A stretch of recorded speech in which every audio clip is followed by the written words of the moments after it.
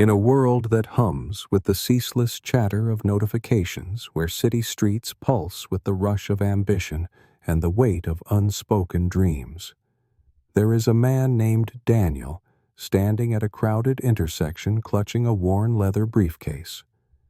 His suit is crisp, but his eyes are tired, shadowed by the grind of deadlines and the pressure to climb a ladder that seems to stretch endlessly into the sky.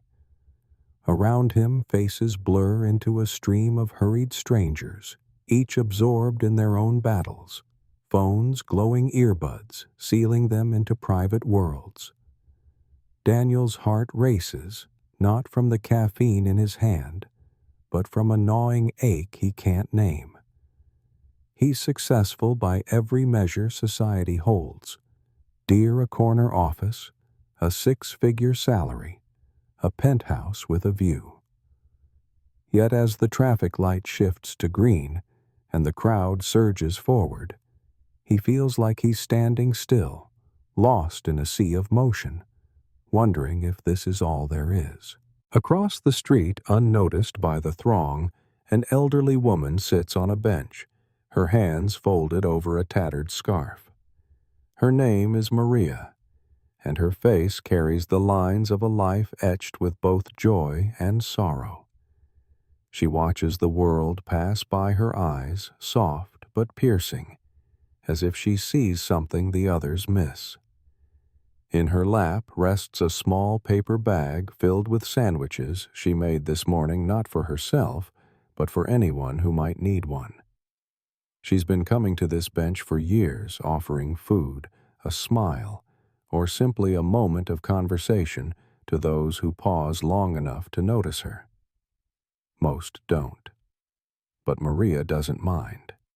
She's learned through decades of living that love doesn't demand recognition, it simply gives. Daniel's gaze drifts to Maria as he waits for the light to change again. He's seen her before, always in the same spot, always with that quiet presence that seems out of place in the city's frenzy. Today, something stirs in him. Maybe it's the weight of another sleepless night, or the echo of a client's harsh words ringing in his ears. He crosses the street, not entirely sure why, and stops a few feet from her bench. Maria looks up, her smile warm, unforced. "Hungry, dear?" she asks, holding out a sandwich wrapped in wax paper. Daniel hesitates, then shakes his head. "No, thank you. I don't know. You're always here." "Why?" Maria's eyes twinkle as if she's been waiting for someone to ask. "Because the world is hungry," she says simply. "Not just for food, but for kindness, for someone to see them. I can't fix everything, but I can do this." Her words land like a stone in still water rippling through Daniel's carefully guarded heart. He nods, unsure how to respond, and walks away, her words trailing behind him like a melody he can't shake. This moment, fleeting as it is, carries the weight of a truth. Pope Francis has often shared. The world needs a revolution of tenderness. In his teachings, tenderness is not weakness, but a courageous choice to see the dignity in every person, to meet them where they are, and to offer love without expecting anything in return. In his 2016 address during the World Youth Day in Krakow, he urged young people to reject the temptation to retire early into selfishness, to instead build bridges of mercy in a world divided by indifference. This tenderness, he said, is the heart of the gospel rooted in Christ's own life. Christ, who washed the feet of his disciples, who touched the untouchable, who looked into the eyes of sinners and saw not their shame but their worth. For Daniel, Maria's small act of giving is a glimpse of this tenderness, a crack in the armor of his self-focused life. He spent years chasing success, measuring his worth by promotions and bank balances. But Maria's words, "The world is hungry," echo Christ's own call in Matthew 25:35. "For I was hungry, and you gave me something to eat.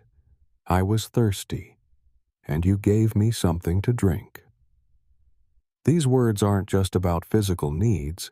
They speak to the deeper hunger for connection, for meaning, for someone to say, "You are enough."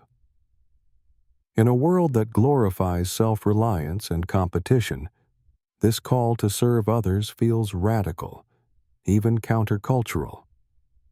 Yet it's exactly what Daniel and so many like him need to hear. How do we live this out in a world that pulls us in 1,000 directions? How do we choose tenderness when stress gnaws at our patience, when our schedules leave no room for pause, when the demands of modern life make self-preservation feel like the only option? Let's start with Daniel's story and see how it unfolds, drawing from the wisdom of Pope Francis and Christ to find practical ways to serve others in a selfish world. Daniel doesn't sleep well that night. Maria's face lingers in his mind, her voice weaving through his thoughts like a thread he can't untangle. The next morning he's back at the same intersection, briefcase in hand, but this time he's looking for her. She's there as always, handing a sandwich to a young man with a backpack and tired eyes. Daniel watches from a distance, noticing how the man's shoulders relax as Maria speaks to him, how he nods and smiles before walking away. There's no fanfare, no agenda, just a moment of human connection that seems to shift something in the air. Daniel approaches her again, this time with a question burning in his chest. "How do you do it?" he asks. "Day after day giving like this. Don't you ever get tired? Don't people take advantage of you?" Maria chuckles, a sound like wind chimes in a quiet garden. "Oh, I get tired," she says. "But love isn't about keeping score, it's about showing up even when it's hard. Especially when it's hard. I learned that from my mother, who raised 6 of us on her own. She'd say, 'Maria, you can't fill someone's cup if yours is empty, but you can always share a drop.'" Her words strike Daniel like a revelation. He spent so much of his life guarding his time, his energy, his heart, afraid that giving too much would leave him depleted. But Maria's life, her quiet, steady presence, tells a different story. She's not wealthy, not powerful, not famous, yet she radiates a peace that Daniel envies. It's the peace Pope Francis describes in his encyclical Fratelli Tutti, where he writes, "We achieve fulfillment when we break down walls, and our heart is filled with faces and names." For Maria, every sandwich, every smile, is a step toward this fulfillment, a way of filling her heart by emptying it for others. Daniel wants that peace, but he doesn't know where to begin. His life is a treadmill of meetings, emails, and obligations. He barely has time to call his parents, let alone sit on a bench handing out sandwiches. But Pope Francis offers a starting point in his 2013 exhortation, Evangelii Gaudium. Every Christian is called to be a missionary of God's love, not through grand gestures, but through small acts of kindness that ripple outward. Christ himself modeled this in the parable of the Good Samaritan, where a simple act of stopping, seeing, and helping transformed a stranger's life. The Samaritan didn't need wealth or status. He needed only a heart willing to act. So what can Daniel do? What can any of us do when our days feel like a race against the clock? Here are 3 practical steps rooted in the teachings of Pope Francis and Christ to begin living a life of tenderness and service. First, start small, but start now. Pope Francis often speaks of the culture of encounter, urging us to create moments of connection in our daily routines. For Daniel, this might mean pausing to talk to the barista who makes his coffee each morning, asking her name, and listening, really listening to her response. It might mean leaving his phone in his pocket during lunch and striking up a conversation with a colleague who seems stressed. These moments don't require hours. They require intention. Christ's ministry was filled with such moments: a glance at Zacchaeus in the tree, a touch for the leper, a word for the woman at the well. Each was small, but each changed a life. Try this. Tomorrow, commit to one small act of kindness. Hold the door for someone. Smile at a stranger, or ask a coworker how they're really doing. Notice how it feels, not just for them, but for you. As Pope Francis says, a single act of love can awaken a world asleep.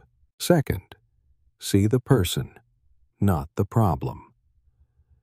In a world obsessed with efficiency, it's easy to reduce people to obstacles or tasks.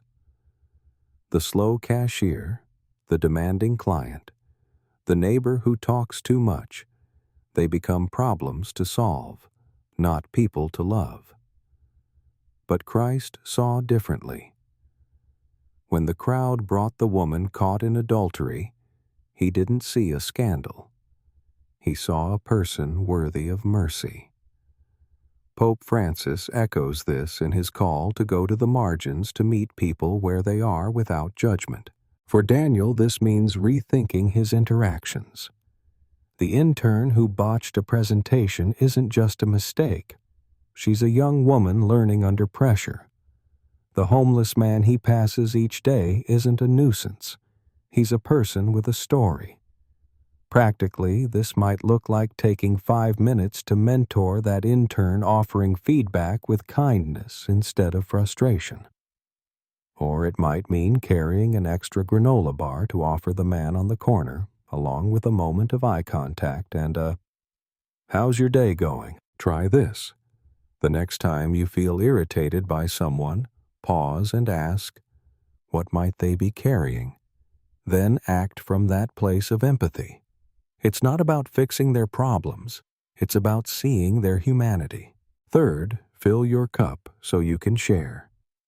Maria's mother was right. You can't pour from an empty cup. Pope Francis often reminds us that prayer and reflection are the wellsprings of love. In Gaudete et Exsultate, he writes, "We need silence to hear God's voice and to let His love shape our actions." Christ, too, modeled this, retreating to pray before His greatest acts of service. For Daniel, this might mean starting his day with 10 minutes of quiet reading a passage from the Gospels, or simply sitting with his thoughts and asking God, "Who needs me today?" This isn't about adding another task to an already packed schedule. It's about creating space to be filled with the love that fuels service. Practically, it could be as simple as setting a phone alarm for a midday pause, taking 3 deep breaths, and offering a silent prayer for strength. Or it might mean journaling at night, reflecting on one moment where he saw God in someone else. Try this. Find 5 minutes today to be still. Read a verse like John 13:34. Love one another as I have loved you, and let it sink in. Ask yourself, how can I live this today? Then carry that intention into your day. Daniel doesn't transform overnight, but he takes a step. The next day he buys a coffee for the barista Sarah and asks how her week's going. She's surprised, then smiles, sharing that she's been stressed about school. It's a small moment, but Daniel feels lighter, like a weight he didn't know he carried has lifted. At work, he notices his assistant Tom struggling with a report. Instead of snapping, he sits down, offers a tip, and watches Tom's face brighten with relief. By the end of the week, Daniel started carrying protein bars in his briefcase, offering them to the homeless man he passes, whose name he learns is James. These are small acts, but they're seeds. Pope Francis reminds us in Laudato Si that every gesture of love, however small, contributes to a better world. Christ's own life shows us this: a few loaves and fish offered with love fed thousands. Daniel's life isn't perfect. He still battles stress, still feels the pull of ambition, but he's beginning to see the world differently. He's starting to see faces, not just crowds. He's starting to hear names, not just noise. And Maria. She's still there on her bench, handing out sandwiches and smiles. One morning, Daniel sits beside her, not to ask questions, but to listen. She tells him about her childhood, her faith, the husband she lost, the children who live far away. He tells her about his job, his fears, the emptiness he's trying to fill. For an hour, the city fades, and it's just two people sharing their stories, their humanity. In that moment, Daniel understands what Pope Francis means by a revolution of tenderness. It's not about changing the world all at once. It's about changing one heart, one moment, one life at a time. As Daniel walks back to his office, the skyline gleams under a morning sun, and for the first time in years, he feels a spark of hope. The world is still noisy, still selfish, but he's learning that love is louder if you choose to hear it. And in that choice lies the power to transform not just his life, but the lives of everyone he meets. This is the beginning of Daniel's journey, a journey that will lead him deeper into the heart of service, guided by the wisdom of Pope Francis and the example of Christ. It's a journey that invites us all to ask, in a world that takes, how will we give? In a world that divides, how will we love? The answers are waiting, not in grand gestures, but in the small, tender choices we make every day. Daniel's shoes click against the polished marble of his office lobby, the sound swallowed by the hum of early morning activity. It's been a week since his conversation with Maria, and though the city's rhythm hasn't changed, same honking taxis, same flickering billboards, something inside him has. The protein bars in his briefcase are gone, handed out to James and a few others he's started to recognize on his commute. He's learned their names, their quirks. James likes to talk about old jazz records. A woman named Lila always asks about the weather. These encounters, brief as they are, have become anchors in his day, small moments that tether him to something bigger than his inbox or his quarterly goals. But today, as he rides the elevator to the 32nd floor, a familiar weight settles in his chest. His team is pitching to a major client this afternoon, a deal that could redefine his career. The pressure is palpable, a tight knot of expectation that's kept him up for nights on end. He's prepared slides, polished numbers crunched, but the stakes feel personal, as if his worth is on the line. As the elevator dings and he steps into the glass-walled conference room, he's greeted by his team, Tom, the assistant he helped last week, now brimming with nervous energy. Priya, the data analyst, whose sharp insights hide a quiet insecurity. And Mark, the senior VP, whose approval Daniel craves like a child seeking a parent's nod. They're all on edge, the air thick with ambition and fear of failure. In the midst of this, Daniel's mind drifts to Maria's bench, to her words about sharing a drop, even when your cup feels empty. He thinks of Pope Francis's homily from 2015 during his visit to the Philippines, where he spoke of learning to weep for others to let their struggles pierce our hearts. "If you don't learn to weep," Francis said, "you're not a good Christian." It's a call to empathy, to feel the weight of another's pain as if it were your own. Christ lived this fully weeping for Lazarus, aching for Jerusalem bearing the cross, not just for himself, but for all humanity. Daniel wonders what it means to weep in a boardroom, to carry that kind of heart into a world of contracts and KPIs. The pitch begins, and it's a disaster. Priya fumbles a key statistic, her voice trembling as she tries to recover. Mark's brow furrows his pen, tapping impatiently. Tom jumps in to fill the silence, but his enthusiasm comes off as desperate, and the client's eyes glaze over. Daniel feels the deal slipping away, his stomach churning with the urge to take control to fix it. But then he notices Priya's hands clenched under the table and Tom's forced smile masking his panic. They're not just his team, they're people carrying their own fears, their own hunger for validation. In that moment, Daniel makes a choice, one that feels both reckless and right. "Excuse me," he says, interrupting the client's polite but pointed question. "Can we take a step back, Priya? You've been working on this data for weeks. Why don't you walk us through what you found in your own words?" The room goes quiet. Priya looks at him startled, then nods. She takes a breath and starts again, this time slower, her passion for the numbers shining through. Tom chimes in with a clarifying point, his confidence steadied by Daniel's calm. The client leans forward, engaged.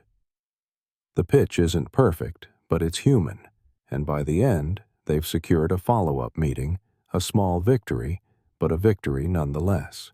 Afterward, Priya lingers by the coffee machine, her eyes bright with gratitude. "I thought I'd blown it," she says. "Why'd you give me another shot?" Daniel shrugs, unsure how to explain the shift in himself. "Because you're good at what you do," he says. "You just needed a moment to show it. It's not the whole truth. The truth is messier tied to Maria's sandwiches, to Pope Francis's call to tenderness, to Christ's command to love your neighbor as yourself." Mark 12:31. It's about seeing Priya not as a cog in his machine, but as a person worthy of trust. This moment in the boardroom is a microcosm of what Pope Francis calls a culture of care, a way of living that prioritizes relationships over results. In his 2020 encyclical, Fratelli Tutti, he writes, "We were created for a fulfillment that can only be found in love." We cannot be indifferent to suffering. We cannot allow anyone to go through life as an outcast. For Daniel, this means redefining success not as closing the deal, but as lifting up the people around him. It's a shift that echoes Christ's parable of the talents, where faithfulness isn't about amassing wealth, but about stewarding what's been entrusted to you, including the gifts of others. But living this way isn't easy, especially in a workplace where competition is king. Daniel's choice to pause the pitch cost him Mark's approval. The VP pulls him aside later, warning him to keep things tight next time. The rebuke stings, and doubt creeps in. What if tenderness makes him weak? What if serving others costs him his edge, his career, his place in this cutthroat world? These questions follow him home where he sits in his sleek apartment, the city's lights glittering through floor-to-ceiling windows. He feels alone despite his success, and the ache he felt at that intersection weeks ago returns sharper now. The next morning, Daniel finds himself back at Maria's bench, not for answers, but for refuge. She's there as always, handing a sandwich to a teenager with a skateboard and a guarded expression. When she sees Daniel, she waves him over, her smile as warm as ever. "You look like you're carrying the world," she says, patting the bench beside her. He sits, and the words spill out his triumph and failure in the pitch, his fear of losing his place, his longing for something more. Maria listens, her silence a kind of embrace. And when he's done, she says, "You're learning, aren't you? That love costs something. But it's the only thing that lasts." Her words echo Pope Francis's 2017 TED Talk, where he said, "The future is made of you. It is made of encounters, because life flows through our relations with others." Maria's life is proof of this. Her bench, her sandwiches, her presence are all encounters that ripple outward, touching lives she'll never fully know. Christ's life was the same. Every healing, every teaching, every sacrifice was an encounter that changed the world. Daniel wants to live this way, but he needs a path, a way to balance the demands of his world with the call to serve. Here's how he begins, and how we can too.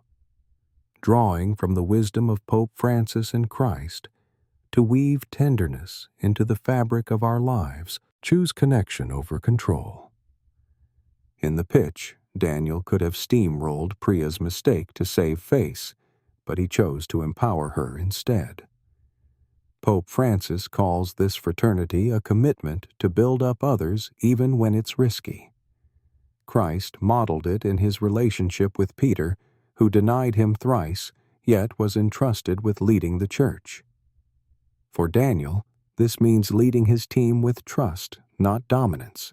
It means asking, "How can I help you shine?" instead of "How can you serve me?" Practically try this. In your next interaction at work, home, or even with a stranger, ask yourself, how can I make this person feel seen? It might mean letting a colleague take credit for an idea or listening to a friend without rushing to fix their problem. Notice how these choices shift your heart, making room for love. Embrace the cost of care. Maria's right love costs something. For Daniel, it's the cost of Mark's disapproval, the risk of looking soft in a world that rewards sharpness. Pope Francis speaks of this in Amoris Laetitia, where he describes love as a craft, a daily choice to act with patience and humility. Christ's cross is the ultimate example, love that gives everything expecting nothing. Daniel's learning that serving others might mean sacrificing his need for control, his fear of failure, his obsession with being enough. Practically try this. Identify one thing you're holding on to. Pride time, a grudge, and ask, what would it look like to let it go for someone else? Maybe it's staying late to help a coworker or apologizing first in a conflict, even if you're right. The cost will hurt, but it's a doorway to freedom. Root your actions in prayer. Daniel's starting to see that his strength to serve comes from a deeper source. Pope Francis emphasizes this in Gaudete et Exultate, urging us to seek the Lord in prayer, where he reveals his face in the faces of others. Christ's nights in prayer fueled his days of ministry, giving him clarity to see and love those around him. For Daniel, prayer is becoming a lifeline, a quiet moment each morning to read a psalm, or a pause before a meeting to whisper, "God, help me see them." Practically try this. Set aside 5 minutes daily to pray for someone specific, a coworker, a neighbor, even someone who frustrates you. Ask God to show you their needs and how you might meet them. This isn't about grand gestures. It's about aligning your heart with God's. Over the next few weeks, Daniel leans into these practices. He starts team meetings by asking everyone to share a quick win or struggle, creating space for connection. He takes Priya aside to mentor her, not just on data, but on confidence, watching her grow steadier with each presentation. He even invites Tom for coffee, learning about his dreams to start a nonprofit, and offers to connect him with a contact. These acts don't erase the pressure of his job, but they make it bearable, like light filtering through a cracked window. One evening, Daniel finds himself at a company gala surrounded by clinking glasses and polished smiles. Mark is there, schmoozing with executives, and Daniel feels the old pull to impress, to network, to climb. But then he spots Priya standing alone by the bar, looking out of place in her simple dress. He walks over, ignoring a VP who's waving him down, and asks, "Having fun?" She laughs, admitting she hates these events. They talk about her hometown, her love for hiking, and for the first time, Daniel sees her not as an analyst, but as a friend. It's a small choice, but it feels like a victory, a step toward the culture of care Pope Francis envisions. Meanwhile, Daniel's visits to Maria's bench become a ritual. One day she tells him about a shelter she volunteers at, a place that serves meals to families in need. "They're always looking for hands," she says, her eyes twinkling. Daniel hesitates. His weekends are for catching up on work, or at least pretending to relax, but something in him stirs. He shows up the next Saturday, apron on, ladling soup beside Maria and a dozen others. The families are diverse single moms, veterans, kids with gap-toothed smiles, and their gratitude humbles him. He thinks of Christ's words in Luke 14:13. "When you give a banquet, invite the poor, the crippled, the lame, the blind." This shelter, with its folding tables and mismatched chairs, feels like that banquet, a place where love is the main course. As weeks turn to months, Daniel's life begins to shift. His apartment, once a sterile showcase, now holds signs of a fuller life. A thank you note from Priya, a jazz CD. James gave him a worn Bible he started reading. He's not perfect. Stress still gnaws ambition, still tugs, but he's learning to measure his days not by deals closed, but by lives touched. Pope Francis's words from Laudato Si ring true. We are not faced with two separate crises, one environmental and the other social, but rather one complex crisis, which is both social and environmental. For Daniel, the crisis is personal too, a crisis of meaning solved not by getting, but by giving. One crisp morning, as Daniel hands a coffee to Sarah, the barista, she says, "You're different lately. Happier, maybe?" He smiles, thinking of Maria, of Priya, of the shelter. "I'm trying," he says. And in that trying, he's finding what Christ promised in John 10:10. "I have come that they may have life and have it to the full." It's not a life of ease, but of purpose, built on encounters that make the world a little less selfish, a little more like the kingdom Christ envisioned. Daniel's journey is far from over. The city still pulses with noise, the world still pulls toward self. But he's learning to walk a different path, one where tenderness is strength, where service is success. And as he steps into the next chapter of his story, he carries a question that Pope Francis poses to us all.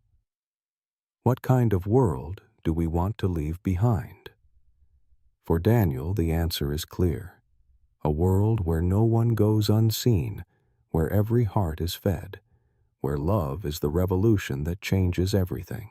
The city's autumn chill seeps through Daniel's coat as he steps off the subway, his breath visible in the early morning air. The skyline, jagged and glittering, feels both familiar and distant, like a painting he's studied, but never touched. It's been months since he first sat on Maria's bench, since he started carrying protein bars and ladling soup at the shelter. Those choices have reshaped his days, carving out space for connection in a life once ruled by ambition. But today, as he navigates the crowded sidewalk, a new tension grips him. His firm is facing layoffs, rumors swirling like leaves in the wind. His team, Priya Tom, and others he's grown to care for could be at risk, and the thought of their futures weighs heavier than any client pitch. At the office, the mood is brittle. Priya's usual spark is dimmed, her eyes fixed on her laptop as if willing the numbers to save her job. Tom fidgets, his optimism strained, while Mark, the senior VP, strides through the floor with a clipped, "We'll know more soon." Daniel's own position feels secure. He's a top performer after all, but security doesn't ease the knot in his chest. He thinks of Maria's words. Love costs something. He's learned to give in small ways, but this moment feels bigger, a test of whether his newfound tenderness can hold up against the sharp edges of corporate reality. As he sits at his desk, Daniel recalls Pope Francis's 2019 address to workers in Geneva, where he spoke of an economy of the soul, one that values people over profit. Work, Francis said, is not merely a means to earn a living, but a way to build a community of solidarity. These words resonate with Christ's teaching in Matthew 20:26-28. Whoever wants to be great among you must be your servant, just as the Son of Man did not come to be served, but to serve. For Daniel, this isn't just theology, it's a challenge. How do you serve in a system that rewards self-preservation? How do you build solidarity when fear drives people apart? The answer begins to take shape during a team meeting. Mark announces that the firm must cut costs, and while no final decisions are made, the subtext is clear: everyone's on edge. Priya shares a report, her voice steady, but her hands trembling. Tom tries to lighten the mood with a joke, but it falls flat. Daniel watches them, his heart aching not just for their jobs, but for their dignity, their dreams. He thinks of the shelter where families line up for soup with the same mix of hope and fear he sees in his team, and he realizes this is his bench, his chance to offer something, even if it's just a moment of care. "Hold on," Daniel says, cutting through the tense silence. "Before we dive into next steps, let's take a second. This is tough, and we're all feeling it. Priya Tom, you've been killing it on this project. Whatever happens, I'm proud to work with you." The words feel inadequate, but Priya's shoulders relax slightly, and Tom gives a small nod. Mark raises an eyebrow, but Daniel presses on. "Let's focus on what we can control today. Priya, can you walk us through your projections again? I know there's gold in there. It's not a solution, but it's a start, a way to see them, to remind them they're not alone." This small act of leadership reflects what Pope Francis calls the art of accompaniment, a commitment to walk alongside others in their struggles, not as a savior, but as a companion. In Evangelii Gaudium, he writes, "We need to learn to be with people, to share their joys and sorrows, to offer them our love and friendship." Christ embodied this in his journey with the disciples on the road to Emmaus, listening to their despair before revealing himself.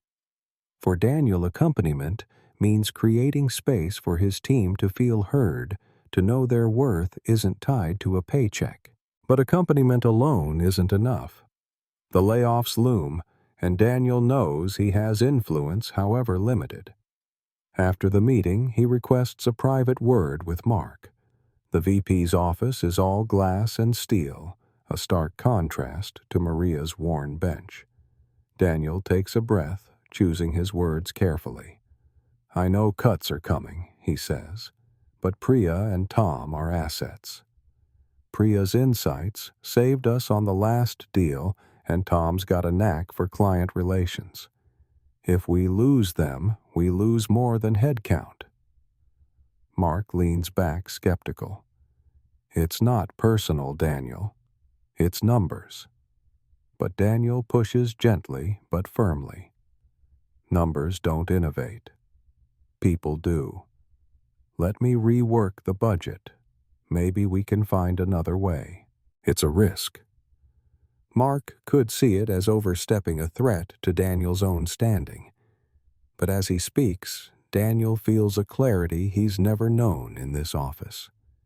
He's not just fighting for Priya and Tom. He's fighting for the kind of world he wants to live in, one where people aren't discarded like line items. This courage draws from Christ's example in John 10:11. "I am the good shepherd. The good shepherd lays down his life for the sheep." Daniel's not laying down his life, but he's laying down his comfort, his need for Mark's approval for something greater. Over the next few days, Daniel dives into the budget, working late to find efficiencies, unused subscriptions, redundant vendor contracts, even a voluntary pay cut for himself. He pitches the plan to Mark, framing it not as charity, but as strategy, retaining talent to strengthen the firm long term. Mark doesn't commit, but he doesn't dismiss it either.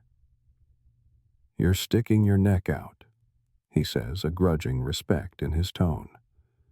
Daniel nods, thinking of Maria's mother. You can always share a drop. His drop is small, but it's what he has. Meanwhile, Daniel's life outside the office deepens. His Saturday mornings at the shelter have become a rhythm, a place where he's not Daniel the exec, but just Daniel stirring chili and swapping stories. One day, a young boy named Eli, maybe 8, tugs at his sleeve.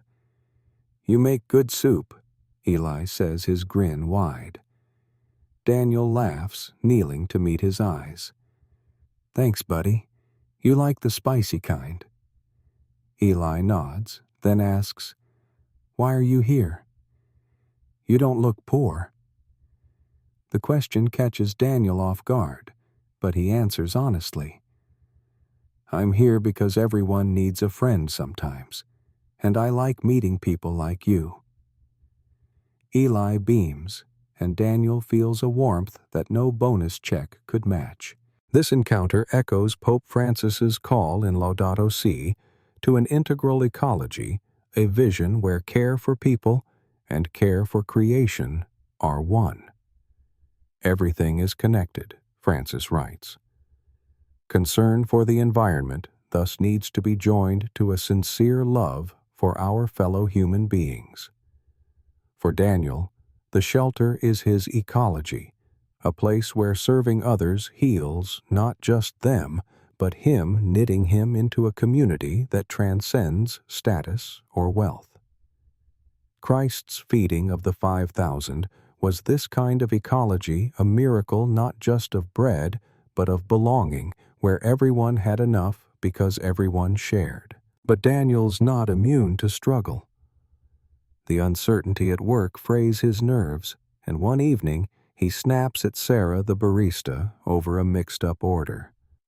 Her hurt expression haunts him, and he returns the next day with an apology and a tip. "Rough week," he says. She nods, forgiving him with a smile. It's a humbling reminder of Pope Francis's words in Amoris Laetitia. Love is not rude. It is shown in small gestures of respect. Christ's humility in washing the disciples' feet. John 13:5 is Daniel's model here, a reminder that serving others starts with owning your flaws. To ground himself, Daniel leans deeper into prayer. He started carrying a small notebook, jotting down a verse or intention each morning. Today it's Philippians 2:3. Do nothing out of selfish ambition or vain conceit. Rather, in humility, value others above yourselves. He reads it before meetings, letting it shape how he listens, how he leads. Prayer isn't a magic fix, but it's a compass pointing him toward love when stress pulls him toward self. Here's how Daniel's journey offers a path for us rooted in Pope Francis and Christ to serve others in a world that tempts us to retreat. Advocate where you stand. Daniel's budget pitch wasn't grand, but it was his sphere of influence. Pope Francis urges us in Fratelli Tutti to act locally to change systems by changing our corner of them. Christ's cleansing of the temple was a local act with cosmic impact, a stand for justice where he stood. For you, advocacy might mean speaking up for a coworker volunteering at a school or challenging a policy that harms the vulnerable. Ask, where do I have a voice, and how can I use it for others? Practically try this. Identify one issue in your workplace or community, unfair treatment, overlooked needs, and take one step to address it. It could be a conversation, an email, or a small action. The goal isn't to fix everything, but to plant a seed. Build bridges, not walls. Daniel's choice to affirm his team during the meeting was a bridge, a way to connect rather than divide. Pope Francis calls this social friendship a commitment to see others as siblings, not rivals. Christ's parable of the prodigal son shows a father bridging the gap between two broken sons, offering love to both. For you, this might mean reaching out to someone you've clashed with, a neighbor, a relative, or simply smiling at the cashier who's having a bad day. Practically try this. Reach out to one person you've avoided or judged. Offer a kind word, a question, a moment of connection. Notice how it softens the walls between you. Find your shelter. The shelter is Daniel's sanctuary, a place where service becomes joy. Pope Francis speaks of the joy of the gospel, a happiness found in giving. Christ's joy in Luke 15, seeking the lost sheep, is this same delight. Your shelter might be a soup kitchen, a tutoring program, or even your kitchen table where you invite a lonely friend for dinner. It's any place where you give and receive love. Practically try this. Commit to one regular act of service, even an hour a month. Find a place where your gifts, cooking, listening, organizing meet a need. Let it be your bench, your banquet. Weeks pass, and the layoffs hit. Priya keeps her job thanks in part to Daniel's budget tweaks, but Tom is let go. Daniel fights for him, but the decision is above his pay grade. He meets Tom for coffee, expecting anger, but Tom is grateful. "You had my back," he says. That's more than most. Daniel helps him polish his resume, connects him with a recruiter, and prays for him daily. It's not a happy ending, but it's a faithful one, a testament to what Pope Francis calls a love that perseveres. One Saturday at the shelter, Maria pulls Daniel aside. "You're different," she says, her eyes sharp. "Not just kinder, stronger." Daniel shrugs, but he knows she's right. The strength isn't his own. It's rooted in the gospel, in Christ's promise. In Matthew 11:28, "Come to me, all you who are weary, and I will give you rest." The rest isn't escape, but purpose. A lightness that comes from carrying others' burdens alongside your own. As autumn fades to winter, Daniel's life is a tapestry of small choices. A prayer before dawn, a word of encouragement at work, a bowl of soup for Eli. The city's noise still presses in. The world's selfishness still tempts, but Daniel's learning to live differently. He's building an economy of the soul where love is the currency, and every encounter is a chance to serve. And as he steps into the next season, he carries Pope Francis's question from Gaudete et Exsultate. Are you ready to let God's love transform you? For Daniel, the answer is a quiet, steady yes, a yes, that will lead him deeper into a world where tenderness is the revolution and service is the way home. Winter wraps the city in a brittle embrace, the kind that sharpens the edges of every sound. Tires crunching on salted streets, wind whistling through bare branches, the distant wail of a siren. Daniel's breath clouds before him as he steps out of his apartment, a scarf tucked tight against the cold. The layoffs at work have left scars not just in the empty desks where Tom once sat, but in the quiet unease that lingers among those who remain. Priya's still there, her work sharper than ever, but her smiles are cautious, as if she's bracing for the next blow. Mark's approval has cooled his glances, carrying a warning. Don't rock the boat again. Yet Daniel feels a strange steadiness, a rootedness that wasn't there a year ago. The shelter. Maria's bench. The small acts of kindness he's woven into his days, they've become his compass, guiding him through the storm. This morning he's headed to the shelter earlier than usual, a bag of groceries slung over his shoulder. The holidays are approaching, and the volunteer coordinator, a wiry woman named Clara, mentioned they're short on supplies. Daniel's contribution, canned vegetables, rice, a few turkeys, is modest, but it's what he can manage. As he walks, he thinks of Pope Francis's 2017 Christmas homily, where he spoke of Mary and Joseph finding no room at the inn, yet making a home in a stable. Christmas, Francis said, invites us to make room for others, to open our hearts to the poor, the stranger, the forgotten. Daniel's trying to live this, but the world keeps testing him, pulling him toward comfort and self-preservation. At the shelter, the kitchen is a hive of activity. Clara directs volunteers with a clipboard and a grin, while Maria chops onions with the precision of a chef. Eli, the boy who loves spicy soup, darts between tables helping set out plates. Daniel unpacks his groceries, earning a nod from Clara. "You're a lifesaver," she says, and he shrugs, embarrassed by the praise.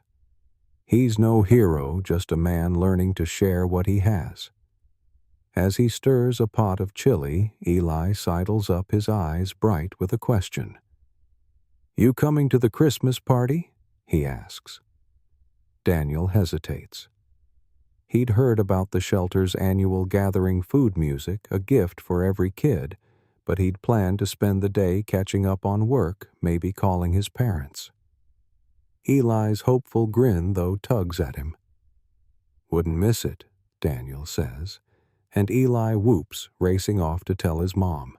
This promise, small as it seems, is a step deeper into what Pope Francis calls a culture of encounter, a way of life where every interaction is a chance to meet Christ in another. In Fratelli Tutti, Francis writes, "Life is the art of encounter. Even if so many of our encounters are fleeting and fragile. Christ's life was a series of such encounters, breaking bread with sinners, healing the blind, welcoming children." For Daniel, the shelter's Christmas party is an encounter waiting to happen, a chance to make room for others in a season that often glorifies self. Back at the office, the pre-holiday rush is relentless. Deadlines loom, clients demand last-minute changes, and the pressure to perform is a constant hum. Priya's juggling 2 projects, her desk a chaos of sticky notes and coffee cups. One afternoon, she misses a key detail in a report, and Mark's criticism is sharp public. Priya's face burns, and Daniel feels the old urge to stay out of it to protect his own standing. But he thinks of Eli of Maria of Christ's words in Luke 6:31. Do to others as you would have them do to you. If he were in Priya's shoes, he'd want someone to step in. After the meeting, Daniel finds her in the break room staring at her phone, her eyes glassy. You okay? He asks. She shakes her head. I'm screwing everything up. Maybe I don't belong here. Her vulnerability catches him off guard, but he pulls up a chair. You're not screwing up, he says. You're carrying too much and Mark's not seeing it. Let me take one of your projects. We'll get through this. Priya looks at him surprised. You don't have to do that. He smiles. I know, but I want to. It's not a grand gesture, just a few hours of his time, but it's enough to lighten her load to remind her she's not alone. This act of solidarity reflects what Pope Francis describes in Gaudete et Exsultate as the holiness of daily life found in small gestures that build up others. Christ's washing of the disciples' feet was such a gesture, humble, practical, transformative. For Daniel, helping Priya isn't about fixing her problems. It's about walking with her, sharing the weight. But it comes at a cost. Taking on her project means late nights, less sleep, and a missed workout or two. He feels the strain, the temptation to pull back. Yet each time he chooses to give, he finds a strength he didn't expect, as if his heart is stretching to hold more. The Christmas party arrives a burst of warmth in the shelter's drafty hall. Paper snowflakes dangle from the ceiling, a mismatched stereo plays carols, and the smell of roasted turkey fills the air. Daniel's there helping Clara serve mashed potatoes while Maria hands out cookies. Eli's mom, a tired but kind woman named Vanessa, thanks him for coming. It means a lot to him, she says, nodding toward Eli, who's showing off a new toy truck from the gift pile. Daniel feels a pang, not pity, but gratitude. Gratitude for Vanessa's resilience, for Eli's joy, for the chance to be part of this makeshift family. As the evening unfolds, Daniel notices a man sitting alone in the corner, his coat frayed, his eyes fixed on the floor. His name, Daniel, learns from Clara, is Ray, a regular at the shelter who rarely speaks. Something about Ray's solitude pulls at Daniel, reminding him of his own lonely nights in his high-rise apartment. He thinks of Pope Francis's 2013 homily in Assisi, where he urged Christians to go to the margins to seek out those society overlooks. Christ went to the margins too, dining with tax collectors, touching lepers, seeing the unseen. Daniel grabs 2 cups of hot cider and walks over. Mind if I join you? He asks. Ray shrugs, but his eyes flicker with curiosity. They sit in silence at first, the party's noise a soft backdrop. Then Ray speaks, his voice rough. Been coming here for years. Nobody ever sits with me. Daniel listens as Ray shares fragments of his story. A lost job, a broken marriage, a life unraveled by choices and chance. There's no neat resolution, no promise of a better tomorrow, but Daniel's presence is enough to shift something. Ray's shoulders loosen, and he takes a sip of cider. Thanks, he says, almost a whisper. It's a fleeting encounter, but it's real, a moment where 2 lives intersect and leave each other changed. This encounter with Ray deepens Daniel's understanding of what it means to serve. It's not always about fixing or saving. It's about showing up, about making room for someone's story. Pope Francis emphasizes this in Evangelii Gaudium. We are called to be a church that goes forth, that draws near to those who suffer. For Daniel, drawing near to Ray, to Priya, to Eli, is his way of going forth of living Christ's command in Matthew 22:39. Love your neighbor as yourself. But the holidays also bring personal challenges. Daniel's parents, who live across the country, call to say they're spending Christmas with his sister's family. He's invited, but work and distance make it impossible.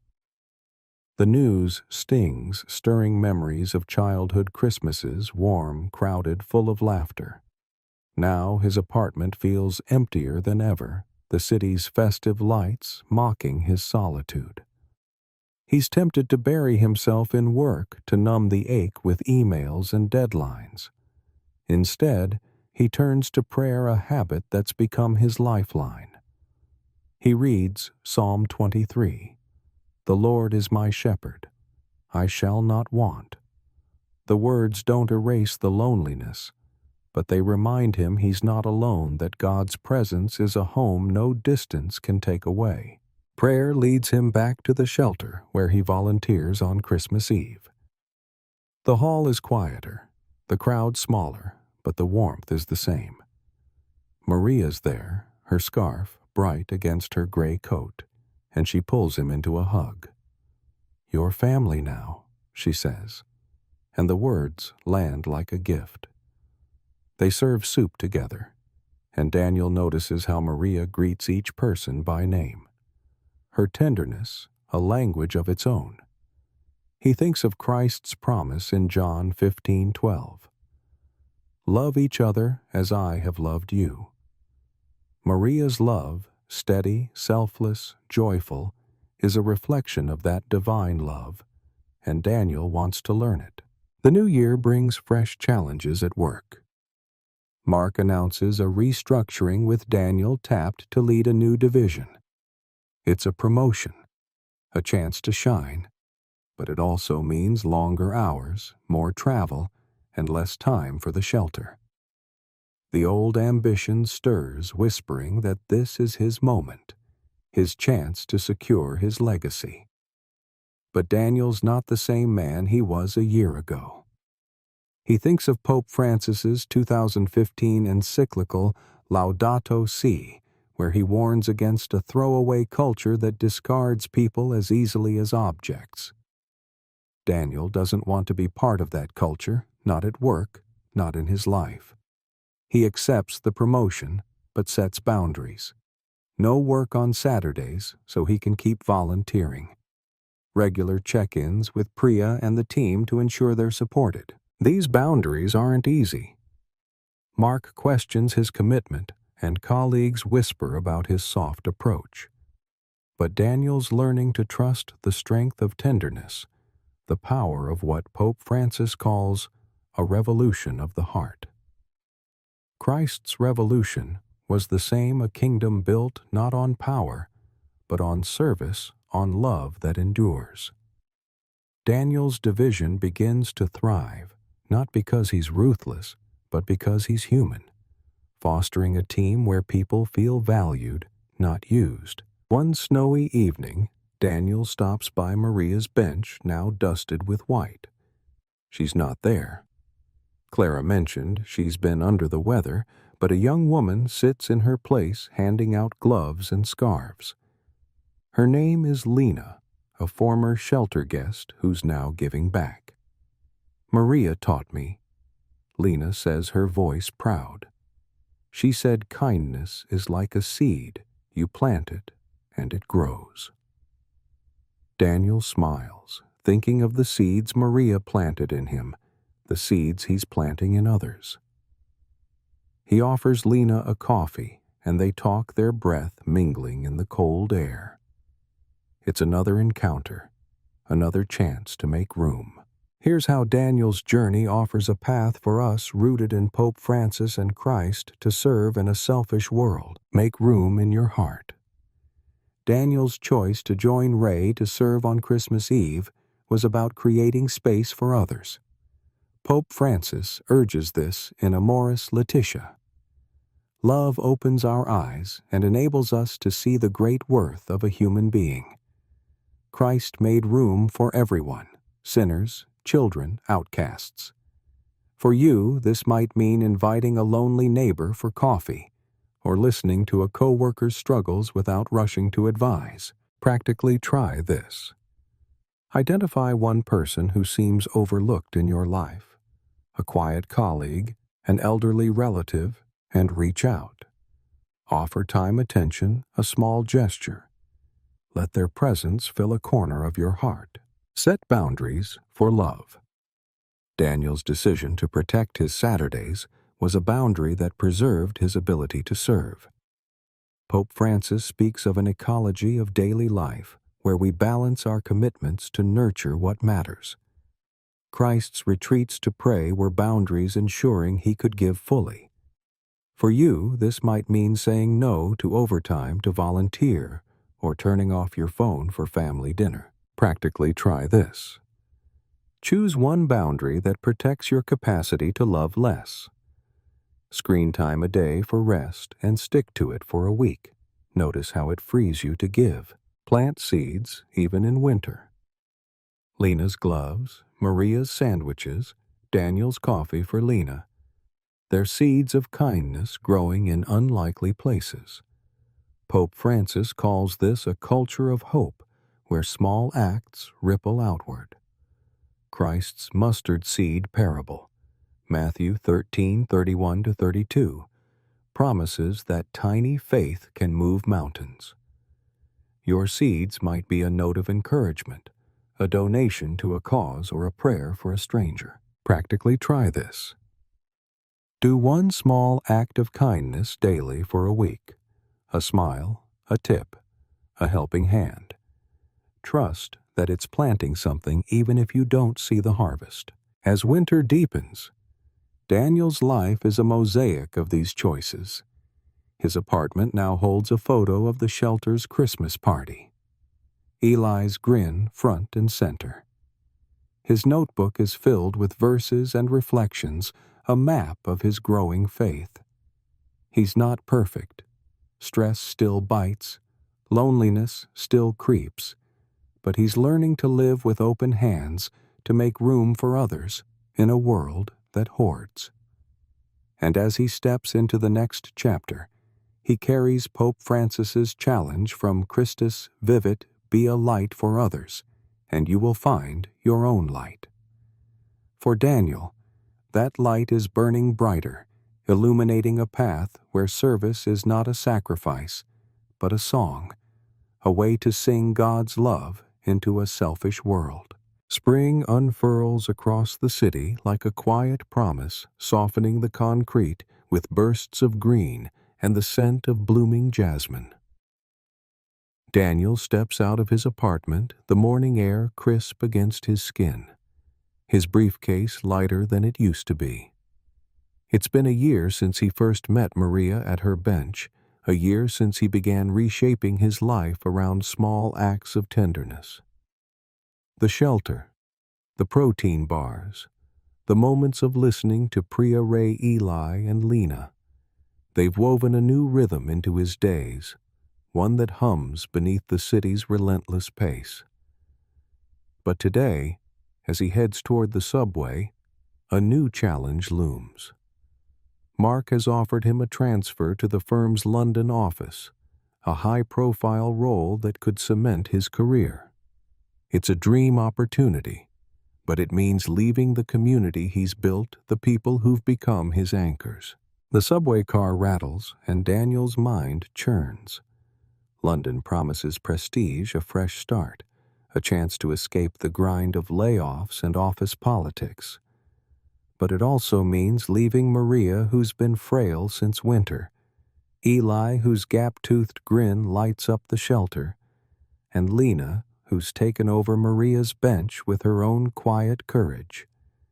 He thinks of Pope Francis's 2018 homily in Dublin, where he spoke of the strength of roots, urging people to stay connected to the communities that ground them.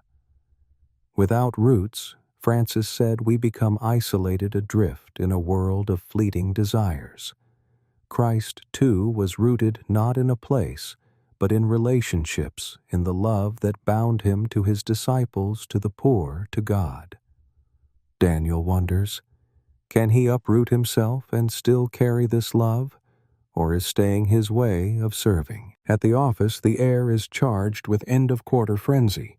Priya's leading a new project, her confidence growing, and she stops by Daniel's desk to ask for feedback. "You've been quiet lately," she says, her eyes sharp.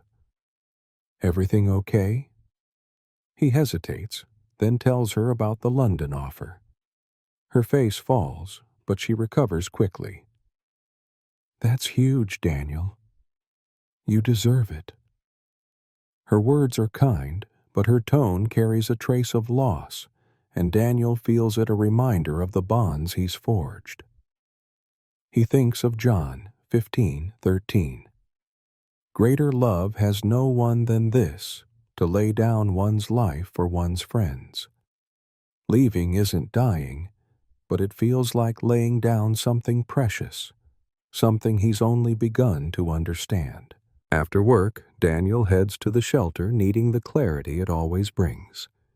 The hall is busy, volunteers prepping for a community dinner. Clara's directing traffic, her clipboard a blur, while Eli helps fold napkins, chattering about a school play. Maria's there, looking stronger, her scarf a splash of color against the gray walls. She spots Daniel and waves him over, her smile as warm as ever. "You've got that look," she says, handing him a stack of plates.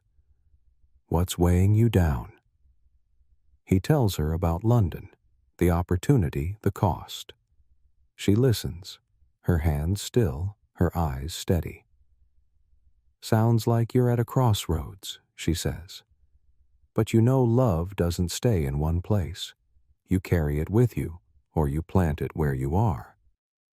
The question is, where's your heart calling you?" Her words echo Pope Francis's call in Christus Vivit, to live with passion, to make choices that reflect God's dream for the world. God asks us to be his hands and feet. Francis writes to build a world where no one is left behind. Christ was those hands and feet walking dusty roads to heal, to teach, to love. For Daniel, the London offer is a chance to be those hands in a new way, but it also risks pulling him from the soil where his roots have begun to grow. He thinks of the shelter's dinner, of Eli's play, of Lena's gloves on Maria's bench. These are his roots, fragile but real, and he's not ready to let them go. The community dinner is a mosaic of faces, families, loners, volunteers, all gathered around long tables. Daniel serves roasted chicken, his apron smeared with gravy, and feels a quiet joy in the chaos. Ray's there no longer in the corner, but helping clear plates, his rare smile a small miracle. Vanessa, Eli's mom, shares that she's landed a part-time job, her voice bright with hope. As Daniel listens, he thinks of Pope Francis's Laudato Si', where he speaks of a communion of love that binds us to each other and to creation. This dinner, with its laughter and clinking forks, is that communion, a taste of the kingdom Christ described in Luke 14:15. "Blessed is the one who will eat at the feast in the kingdom of God." After the meal, Daniel sits with Maria and Lena, sharing coffee as the hall empties. Lena's taken to calling Maria Mama, a nickname that makes Maria's eyes shine. "You're thinking about that job," Lena says, reading Daniel's silence. He nods. "It's a chance to do something big. But this," he gestures to the room, the lingering warmth, "this feels bigger." Maria chuckles. Big doesn't always mean better. Sometimes it's the small things, sitting with someone sharing a meal, that change the world. Her words land like a stone in still water, rippling through Daniel's doubts. He thinks of Christ's parable of the pearl, Matthew 13:45-46, where a merchant sells everything for one treasure. This community, these encounters, are Daniel's pearl, worth more than any title. The next day, Daniel meets Mark to discuss the transfer. The VP's office is as cold as ever, all glass and sharp angles. "London's a game changer," Mark says, leaning forward. "You'd be running your own show, setting the pace. Don't let sentiment hold you back." The word sentiment stings, as if Daniel's care for others is a weakness. But he thinks of Pope Francis's 2016 address in Krakow. To follow Jesus means to get involved, to take risks, to love. Christ took risks, challenging Pharisees, embracing outcasts, facing the cross. Daniel's risk is smaller, but no less real, to choose love over ambition, to stay rooted in service. "I'm grateful for the offer," Daniel says, his voice steady. "But I'm staying. I've got work to do here and people I'm not ready to leave." Mark's jaw tightens, but he nods. "Your call. Just don't expect another shot like this." Daniel feels the weight of his choice. The doors it closes, but also the freedom it brings. He's not choosing safety. He's choosing purpose. A life where love is the measure of success. This decision marks a turning point, not just for Daniel, but for how he lives. He leans deeper into the shelter, taking on a leadership role to help Clara expand their programs.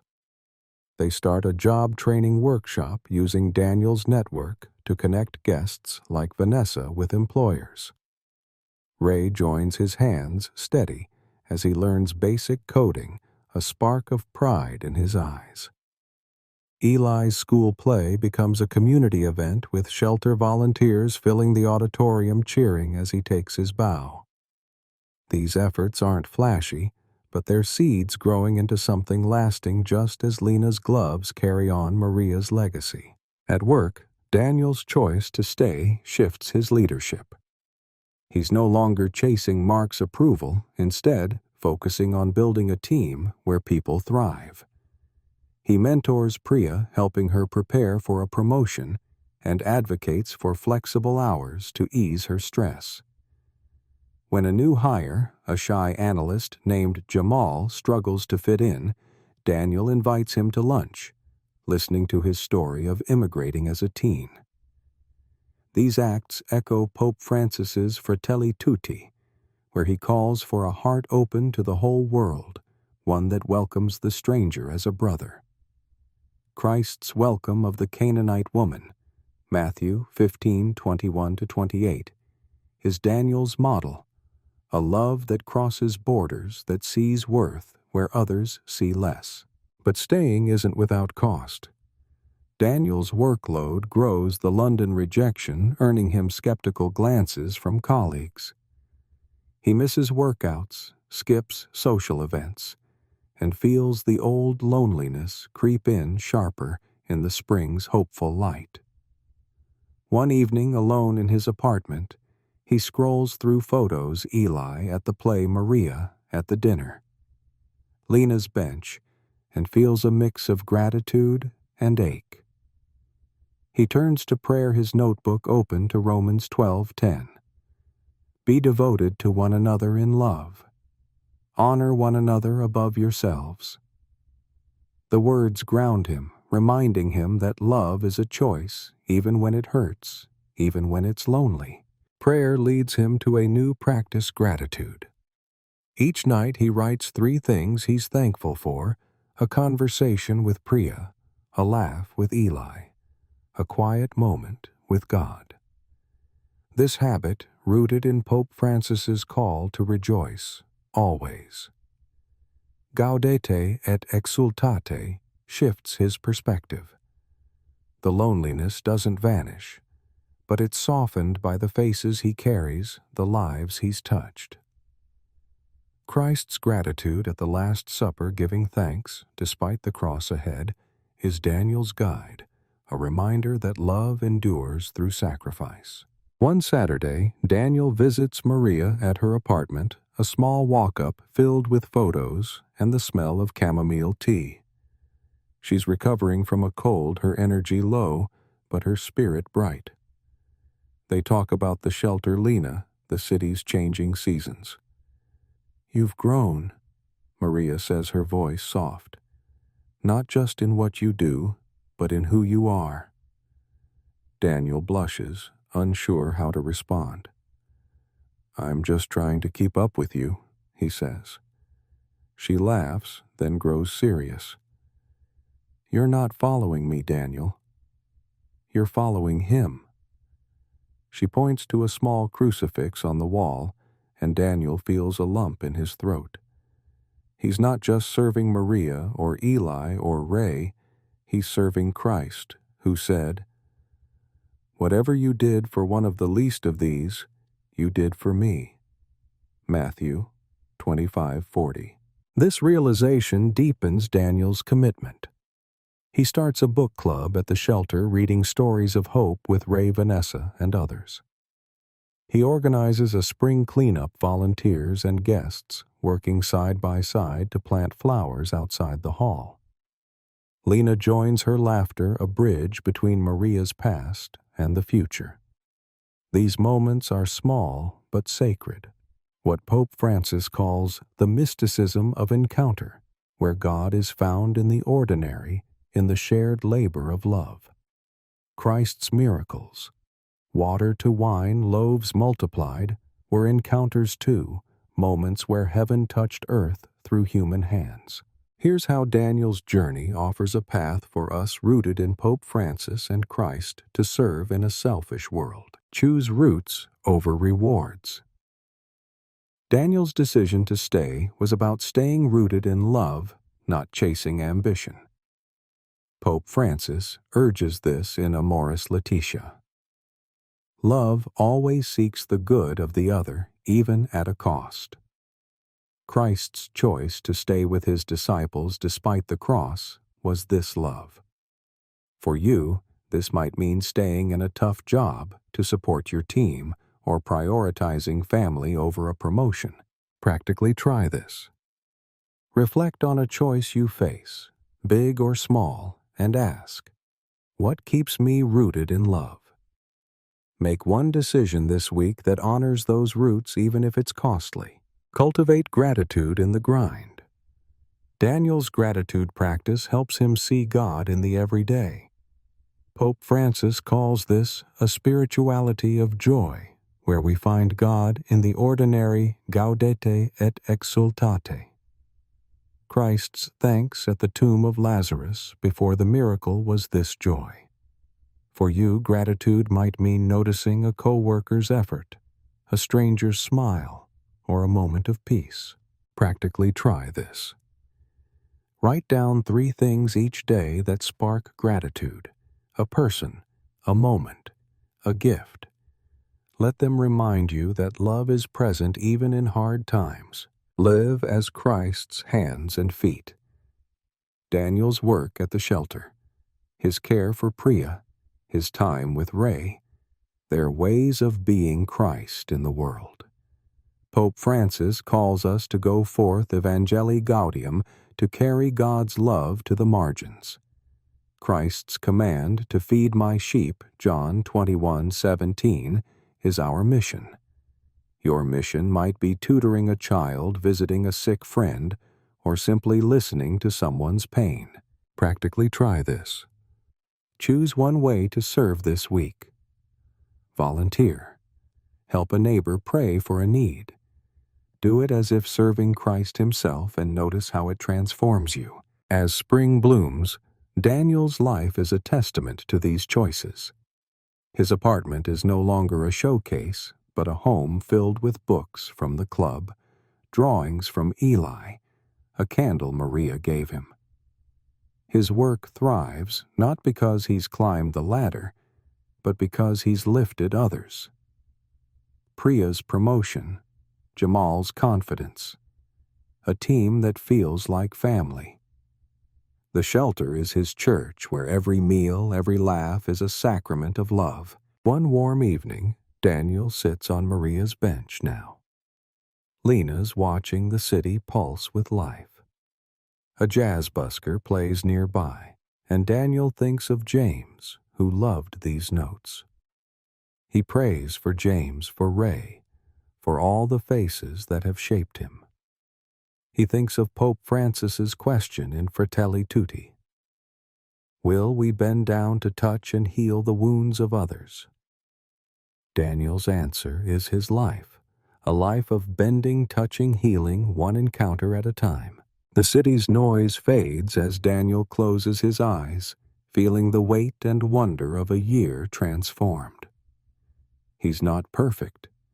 Doubt still whispers ambition, still tugs, but he's found his pearl, his treasure in the love he gives and receives. And as he steps into tomorrow, he carries Christ's promise in John 16:33. In this world you will have trouble. But take heart, I have overcome the world. For Daniel, overcoming is serving, loving, living for others in a selfish world, a revolution of tenderness that makes all things new.